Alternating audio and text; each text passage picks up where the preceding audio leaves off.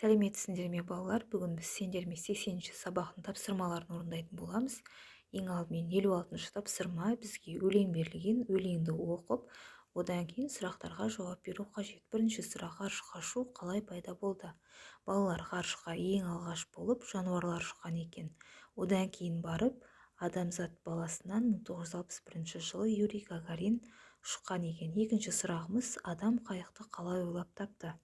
Адамдар өздерінің қажеттіліктерін өтеу үшін, жасау үшін қайықтарды ойлап тапқан екен. Ең алғашында қайық ретінде жануарлардың терісін пайдаланған. Үшінші сұрағымыз: бу мәшинесі қалай пайда болды? Бу мәшинесі ең алғаш Англияда 19 ғасырда пайда болды. Енді өлеңнен тәуелдеулі сөзді тап, сол сөзді үш жақта жекеше көпше түрде тәуелдеп жаз деп берілген екен. Яғни бұл жерде бізде тәуелдеулі сөзіміз қақпақ сөзі. Бірінші жақ менің қақпағым, екінші жақ сенің қақпағың, сыпайы түрде сіздің қақпағыңыз, үшінші жақ оның қақпағы. Көпше түрде біздің қақпағымыз, сендердің қақпақтарың, сіздердің қақпақтарыңыз, олардың қақпақтары.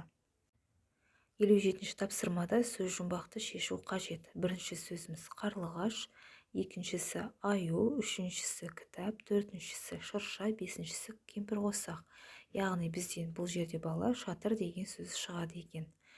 Сөз жұмбақтың шешуіндегі сөзді тәуелде. Бірінші жақ менің шатырым, сенің шатырың, сіздің шатырыңыз, оның шатыры. Көпше түрде біздің шатырымыз, сендердің шатырларың, сіздердің шатырларыңыз, олардың шатырлары. Яғни бұл біз балалар шатыр деген сөзді тәуелдеген болатынбыз. Енді келесі 58-ші тапсырманы орындаймыз. Бұл жерде адырна мәтінін құрастырып жазу қажет. Адырнаны дайындау үшін алдымен ағаштан құрап шанақ мүйіз жасайды. Содан кейін мүйізге жағалай құлақтар бекітіліп, шектер байланады. Сонан соң шанақтың асты-үсті терімен қапталады. Дайын болған аспапты екі тізенің үстіне қойып, оң қол және сол қол саусақтарымен ойнайды. Енді балалар алдымен, сонан кейін, сонан соң ақырында сөздерін пайдаланып, зат есімдерді талдау үшін не істеймін тақырыбында біз хабарлама жазу керекпіз. Зат есімді талдау үшін алдымен сөзге сұрақ қою керек. Сонан соң қосымшасын табамын. Сонан кейін зат есімнің түрлерін ажыратамын. Ақырында зат есімді толық талдап шығамын. Келесі 59-ші тапсырманы орындаймыз. Бұл жерде берілген тақырыптың біреуімен хабарлама жазу қажет. Зат есім туралы не білдім? Зат есім заттың атын білдіретін сөздер және ол кім, не деген сұраққа жауап береді.